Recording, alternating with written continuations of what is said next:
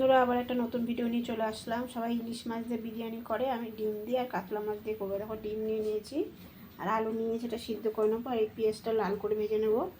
এখানে টমেটো, কাঁচা লঙ্কা, আদা আর রসুন এটা পেস্ট করে নেবো। দেখো, কাতলা মাছ ভালো করে ধুয়ে নুন মেখে নিয়েছি আর এই পেঁয়াজটা ভেজে নেবো। আর এটা হলো চাল ভিজিয়ে রেখেছি।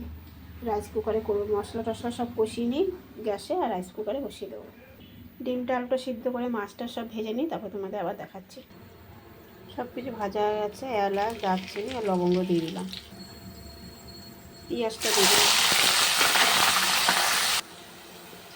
মশলাটা দিয়ে দিলাম। এর মধ্যে হলুদ, কাশ্মীর লঙ্কার গুঁড়ো, গোলমরিচের গুঁড়ো, লবণ আর জিরের গুঁড়ো, একটু জল দিয়ে দিলাম। এটা একটু কষিয়ে নিই।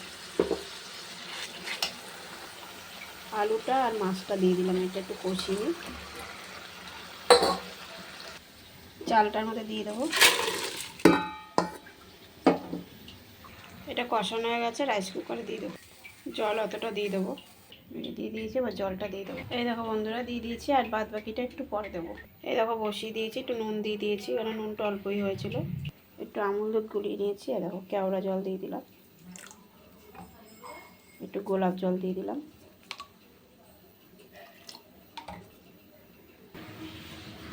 এই দেখো, এটা অনেকটা হয়ে এসছে। এবার ওগুলো বাদ বাকিগুলো সব দিয়ে দেবো।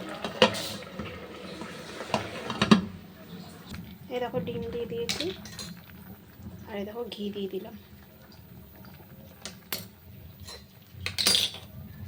আর এই যে এইটা সব পুরোটা দিয়ে দিলাম। এখনও হয়নি, একটু হবে। আর এই দেখো, বিরিয়ানি মশলাটা দিয়ে দিলাম।